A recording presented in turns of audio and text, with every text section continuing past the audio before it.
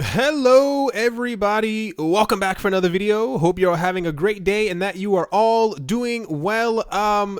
Before I start, this is going to get really intense really fast. I read through the entire thing and I'm going to read it to you as well, and I'm going to obviously give you some bit of insight as to what I think the entire situation is about or what's going on. But this is very interesting and this needs to be spoken about because this kind of could possibly have solved the entire question about Ripple being a security from the get-go. So to start things off, the US SEC has decided Bitcoin and Ethereum will not be regulated as securities, but the debate continues to rage over Ripple, the third largest cryptocurrency by market capitalization. Some argue US FinCEN has already set a precedent for Ripple's definition, which will mean the SEC must eventually follow suit. June has seen the U.S. Securities and Exchange Commission, or the SEC, make clear that Bitcoin and Ethereum are not securities and will not be regulated as such. Ripple's XRP classification, however, is still up for debate, or is it? Some believe a ruling by the U.S. Financial Crimes Enforcement Network, or FinCEN, in 2015 sets a definition for the native coin of the Ripple network, XRP, within the U.S. federal government that cannot be superseded by the SEC. There's a guy on Twitter who goes by the name of Richard Holland, and he's the one who actually found all this information. This is why it's so important. So pretty much, he said FinCEN already signed an agreement with Ripple Inc., allowing them to continue their XRP sales. He said if XRP is an unlicensed security, then FinCEN now has to explain why they signed an agreement allowing the sale of said unlicensed securities. He said this is never going to happen. XRP isn't a security. In a 2015 civil enforcement by FinCEN, Ripple Labs was accused of violating the Bank Secrecy Act, or the BSA, by acting as a money service business, or an MSB, and selling XRP without registering with FinCEN. It also failed to implement and maintain an adequate anti-money laundering program. A settlement agreement ensued. Criminal charges were resolved, and Ripple was fined $450,000. Critically to the debate, the trading of XRP was permitted. So the most important part about this is, for those of you who have not been into cryptocurrencies for that long, I've been here for it has to be about 5, 6, maybe somewhere around there years. I remember when this happened, and this was one of the main reasons why so many people, you still hear this now, why people call Ripple a fraud, or that, that they're fake, or that has to do something with crime, or something is wrong with them. It has to do with this exact thing that happened in 2015. People are still going based on this entire situation. In 2015, we did not have as many coins as we have now. The main hitters were, it was Bitcoin, Litecoin, I think it was Vertcoin, and a couple other random ones. I think there was Bitcoin Dark was also one of the main ones. And then when Ripple came out, people didn't like them because the entire point of Bitcoin from the very beginning, this is not how it is right now, was to get away from banks. So when a coin came out that said that they wanted to deal with banks, people were looking for anything to kind of discredit them. And then when this lawsuit happened, because of, there's a face to the Ripple company and also to the XRP coin, like I've said this before. So when this lawsuit happened, people said that proves it. This is definitely fake. Something's wrong with it. Criminal charges. Something has to be wrong. This would never happen to Bitcoin. Bitcoin has no face. Blah, blah, blah. And this is the same information that I see in the comment section below that a lot of people still spout out comes from this. A lot of people don't know where this originates from. They don't understand why they're saying what they're saying, or why a lot of people believe or believed that XRP was a fraud, and it comes from this case that was completely resolved. But continuing on, because it gets more important. Critically to the debate, the trading of XRP was permitted, it says, through a registered MSB, that is a money services business, to implement and maintain an effective anti-money laundering program, to comply with the funds transfers and funds travel rules, to conduct a 3-year look back, to require suspicious activity reporting for prior suspicions transactions, and a requirement for the companies to retain external independent auditors to review their compliance with the BSA every 2 years up to and including 2020. This gives you a bit more insight as to why every single time Brad Garlinghouse is in the news, he's constantly saying we're going to be compliant, we are the most compliant. It's because of this. When you look back, it all makes sense. Everything is starting to slowly come together. And this is why I keep saying, especially in the last video, I don't know how much more obvious I can make all of this. In 3 to 5 years time, if the price of XRP has completely exploded, please don't say that I didn't warn you or didn't tell you. This is all completely obvious in my head now. This is why Garlinghouse is constantly saying that they want to be as compliant as possible. And I said before, in 2015, this happened. They've been around since around 2014. I want to say that Ripple has actually been around. They know all the people, every regulator. They literally know every single one of them. They've made sure from the very beginning, after this happened, they made sure to be the most compliant cryptocurrency that would probably ever hit the world as we know it. But I'm going to continue on because it gets better as we actually go down. Ripple Labs was also asked to make enhancements to the Ripple protocol to monitor future transactions. Then U.S. Attorney Melinda Haag, commenting on the settlement, said that she hoped to see that this would set an industry standard in the digital currency space. Holland goes on to share part of the introduction and background from the FinCEN rulings he believes is the most critical point. He said FinCEN already signed an agreement with Ripple Inc., allowing them to continue their XRP sales. If XRP is an unlicensed security, then FinCEN now has to explain why they signed an agreement allowing the sale of said unlicensed securities. These are the agreed facts of the settlement, where FinCEN agrees with prejudice that XRP is a currency and therefore not a security. He actually found the statement of facts and violations from the agreement that they had that actually lists. It says the currency of the Ripple network, known as XRP, was pre-mined. In other words, unlike other virtual currencies, XRP was fully generated prior to the distribution. What's interesting here, besides all of this, is that when you list something on a document or on law, it then in turn becomes law. It sets a precedent for something. The interesting part here is that it's actually listed as a currency and not as a security. This is why it is extremely I don't know how much clearer I can make this. You cannot be a currency and a security at the same time. It just does not happen. Though not an expert on US law and relatively unknown in the Twitter sphere, Holland is an entrepreneur and a creator of an open source XRP wallet. He said they have already bound the US federal government into a position where XRP is a currency according to agreed facts of the settlement. Something can't both be a security and a currency, like I just said. Subject matter jurisdiction of the agency doesn't affect its ability to bind the whole government. Not everyone in the cryptocurrency community agrees that FinCEN has set the bar for the XRP argument, but the argument is certainly fueling the debate, and no one can deny that precedent is an important factor in law and regulation. If they went back and backtracked and said, no, this was a mistake, we didn't mean to do this, they could in turn do this for every single other coin, every single other cryptocurrency. It sets a huge, you can't set law and then backtrack on it 3 years later. Imagine if they did that for every single law that we have in every single government. The world would be complete chaos. This is not how things work.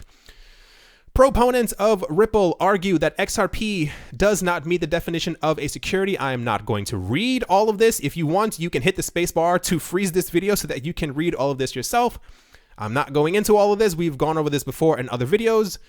Ripple Labs has worked hard to portray XRP as a digital currency rather than a security.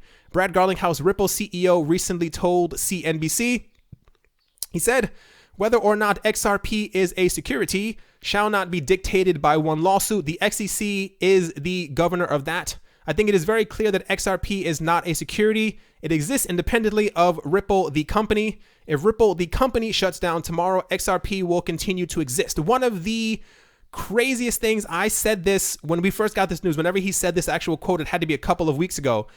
I said he would be mad. He would be absolutely insane if he said on air on CNBC in front of the entire world that he knew that XRP was not a security. And you sit back and you go, how could he have possibly known that? What was in his head that would make him think that he was able to kind of say that? And it kind of all makes sense now. If you've been told before by other people that XRP is not a security, that it is even a currency aside, Ripple has worked nonstop with regulators over the last 3 years. Can you imagine the entire debate that we have going on right now is that before we thought that Ethereum was a security, that Bitcoin could have possibly been one, and then ICOs were securities. This is not the first time that they've heard these arguments or that they've heard these statements or that they've spoken to these regulators. The entire whole debate on what a security is or which coins are a security started around mid-2017. Can you imagine, or it's impossible that 3 years would have passed without the SEC realizing that Ripple was selling a security? You kind of get what I'm saying? The entire year has been nothing but information about regulation and what this is and how this works. The SEC picked up on this years ago, and this is why the other organization also came forward to say, you are selling X, Y, and Z. This is what you are. This is what it is. I don't think that over the last 3 years, especially if you have ever lived in the United States, you know what I'm talking about. I don't think that this would have been able to go under the radar. The U.S. has been actively trying to, just my opinion, destroy Bitcoin for the last couple of years, whether that be through false news or potential hacks, whatever the case might be. I don't think if there was a cryptocurrency that ended up coming out that was actually number 2 at the time when Bitcoin was number 1, that they would have let it slide under the rug, if you will. And this is why I think the other organization came through very quick and issued them a fine and said, it happened, whatever, let's get past it. And now you are this. Like I said, this video is going to get a bit intense. I'm actually full of energy for some reason. I don't know why, but also this entire argument, I think is slowly coming to a head. And I am grateful that this person found all of this information because I think the market as a whole kind of needs to move together. So Corey Johnson also says something about this. Like I say, when it comes to the entire regulatory spot and exactly what XRP is, a lot of people have, like I said, in the comment section and other people's videos, on my videos and forums, a lot of people keep saying that Ripple is a scam, Ripple is this, they don't know what they're doing, they don't, so-and-so. I'm going to disagree with you at least about 1.5 million% for a number of reasons. On the, not even this entire topic, not even that the FinCEN already said that they are a currency and not a security, which I believe the SEC would have also come forward as well with this information about a year ago, or even immediately as they've been dealing with the Ripple team for the past 3 years. But even just when you kind of dig a bit further, if you go onto ripple.com and board of directors, for those who do not know Ben Lawsky, I will read through it.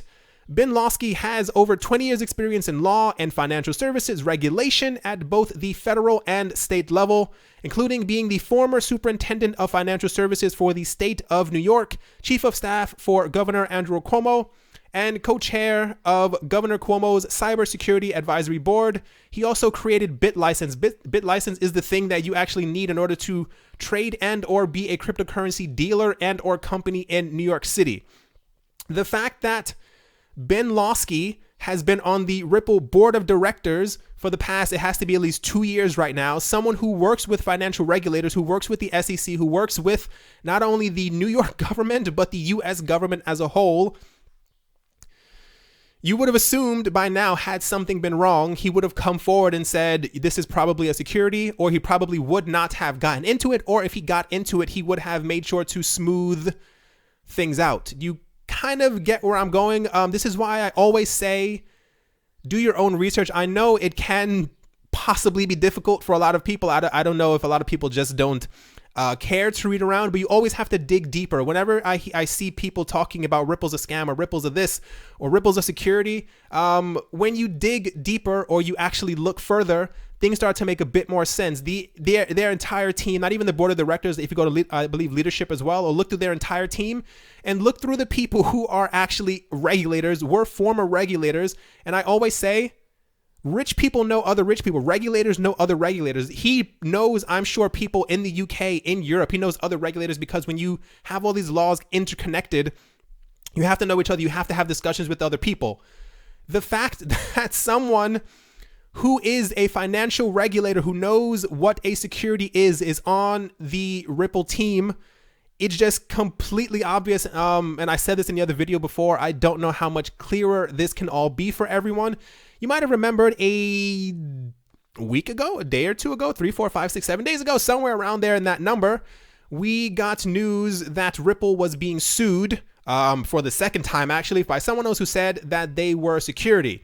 The people who came forward, one person, the most ridiculous one, said that Ripple had been running a never-ending ICO, and he claimed all of this. He said that Ripple was a security, XRP was a security, because he lost $500 when the price of the entire crypto market started going down in January of this year. This was his argument. So the lawsuit apparently is going to happen, but what I found that was interesting is that the people who will be defending Ripple to say that they are not a security are people who are former heads of the SEC. You have Mary Jo White, and the other one is Andrew Kerensny. Hope I said that correct. Why would you have two people who are from the SEC defending Ripple in not being a security? I know I'm not talking to a wall. I know some of you are definitely listening. I know that you get it, but I feel like other people will see this video in a month's time and they'll think that I'm completely insane or whatever the case might be. If XRP ends up being a security after all of this, I don't think the world makes sense anymore. Do you understand what I'm saying? I hope, how we had like this random news from the SEC that Ethereum was like randomly 1 second just not a security. I hope they come out with it sometime relatively soon, because this is literally the last thing that's holding the market back. It's the uncertainty of the regulation, and exactly as everything stands. I don't know if there is some type of issue with declaring that, or the SEC openly declaring that Ripple is a currency. As in, this is legal tender, the same as the US dollar. I don't know if there's some sort of issue when it comes to all of that. But for the final time, people from the SEC are defending Ripple in a lawsuit about them being securities. Their board of directors is full of people who know other people in the SEC who have probably worked for the SEC, who know about financial regulations. And this is probably why we've also seen Ripple trying to move themselves slowly away from XRP, mentioning that it was gifted to them, that they did not create it, blah, blah, blah. It's probably the extra salt that has to be put in the soup before it's actually served to everyone. And even just all of this, the entire FinCEN thing, it's all completely remarkable that we still don't have any proper clarification. If clarification happens the moment after I post this video, I'll be really upset. It just kind of all, like I said, people from the Ripple team would not go on CNBC or CNN or Fox News and declare that their coin is not a security unless they knew beforehand. I think they're just waiting for the SEC to kind of wake up one morning and decide that they want to tell everybody else. But I hope this video made sense. I don't apologize if it was too intense. This is a really crazy topic. Like the entire crypto space for the last 6-7 months has been just about regulation, about what's a security and what's not. XRP is the last thing. We know that all ICOs are apparently securities. We know that Bitcoin and Ethereum are not securities. They're probably also going to leak over into Bitcoin Cash and Litecoin, and probably Ethereum Classic as well, that they're also not securities. XRP is the last one, but when you add all the pieces together, 1 + 1 definitely equals 2. I hope you guys enjoyed, because I definitely did. When I found this, I was like, I definitely have to talk about it. I know there are a lot of people out there who are, are waiting for some type of news, because it's getting a little out of hand. The fact that 2 lawsuits had to be filed against Ripple with people who lost, $30 declaring that they are securities. Hope you guys have a great day, morning, afternoon, wherever you are, wherever you might be. I hope you guys enjoyed. Thank you once again for watching. Let's hope this is resolved very soon, and I will talk to you all soon. See you.